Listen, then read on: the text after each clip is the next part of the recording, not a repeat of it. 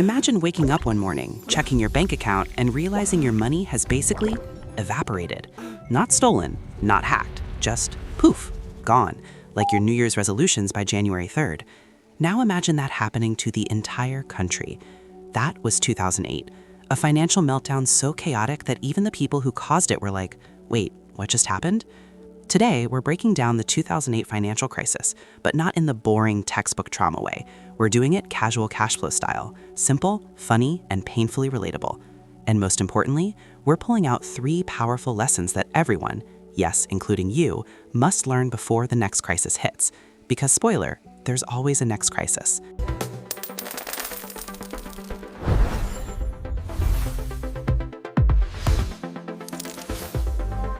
Let's be honest, most people hear 2008 financial crisis and immediately think, too complicated, too depressing, not my problem, I was like 12, bro.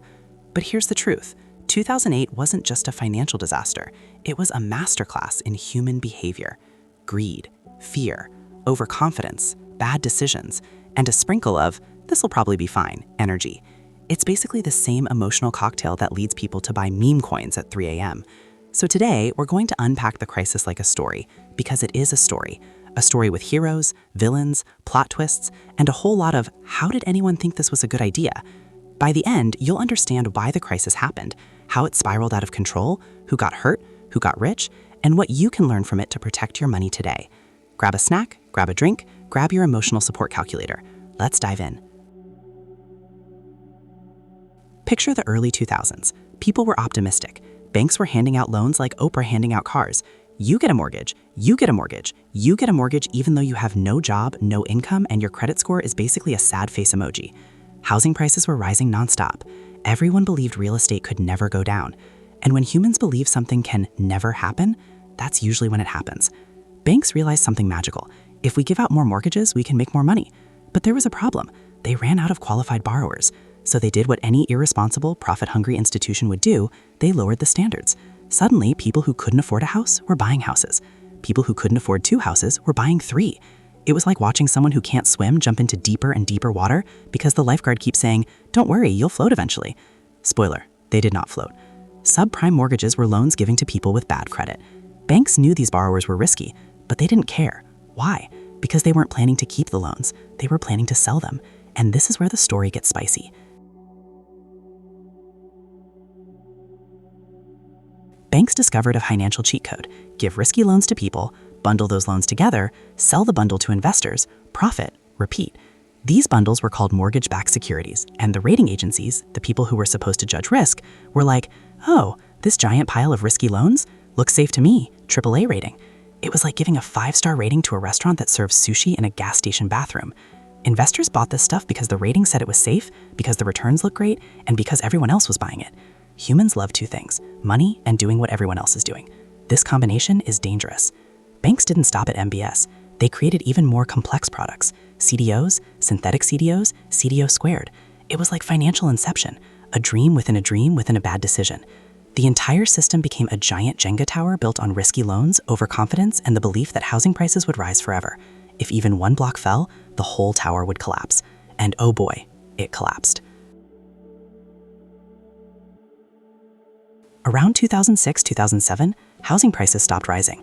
People who took adjustable rate mortgages suddenly saw their payments skyrocket. Defaults began, foreclosures exploded. The mortgage bundle started losing value. Investors panicked. Banks panicked. Everyone panicked. It was like musical chairs, but someone removed 90% of the chairs and set the room on fire. Lehman Brothers, a 158-year-old financial giant, collapsed. This was the moment the world realized, oh, this is bad. Lehman's bankruptcy triggered a global chain reaction. Credit markets froze. Banks stopped trusting each other. Companies couldn't borrow. People lost jobs. Stock markets crashed. Retirement accounts got obliterated. It was financial chaos. The US government launched massive bailouts. Some people were furious. Some people were relieved. Some people were confused. But the truth is simple. If the government didn't step in, the entire financial system might have collapsed. We were that close.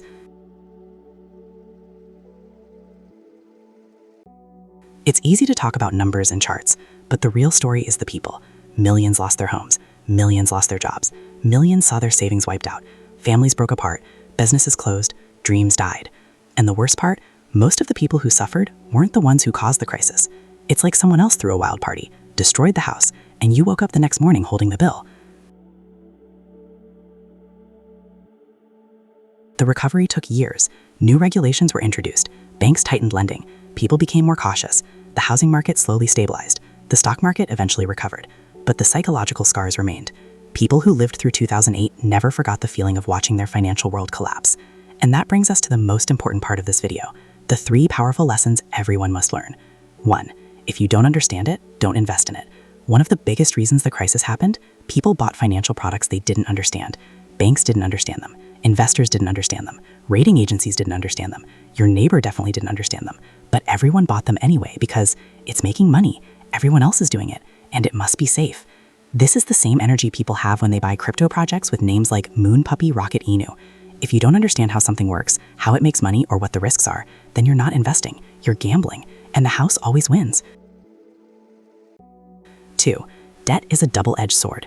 Debt can make you rich, debt can make you broke. In 2008, debt made millions of people broke.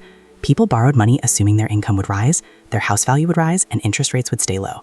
But reality doesn't care about your assumptions. When the economy turned, debt became a trap. Use debt carefully. Use debt intentionally. Use debt with a plan. Debt is like fire. Controlled fire cooks your food. Uncontrolled fire burns your house down. Most people in 2008 were basically juggling flaming torches while blindfolded. 3. Markets always cycle. The economy moves in cycles. Boom, bust, recovery, repeat. 2008 wasn't the first crisis. It won't be the last. There will always be bubbles, crashes, recessions, recoveries. You can't control the cycle, but you can control how prepared you are. This means emergency savings, diversified investments, avoiding excessive debt, not buying assets at peak hype, and staying calm when markets fall. The people who survived 2008 financially weren't the smartest. They were the most prepared. Preparation beats prediction every time. Here's the uncomfortable truth. We're living in a world that's suspiciously similar to the pre-2008 era. High asset prices, rising debt, overconfidence, speculation, people buying things they don't understand. This time is different energy everywhere. But history doesn't repeat, it rhymes. The next crisis won't look exactly like 2008, but the underlying human behaviors, they're the same. And that's why these lessons matter. If you understand the psychology behind financial disasters, you can avoid becoming a victim of the next one. So what did we learn today? Don't invest in things you don't understand. Treat debt like a dangerous pet tiger. And remember that markets move in cycles, not straight lines. If you take these lessons seriously, you'll be miles ahead of most people. And if you enjoyed this breakdown, or if you just want to avoid financial disasters without reading 400-page textbooks, hit that subscribe button. Drop a comment telling me which part of the 2008 crisis shocked you the most. And remember, money doesn't have to be scary, unless you ignore the lessons. See you in the next one.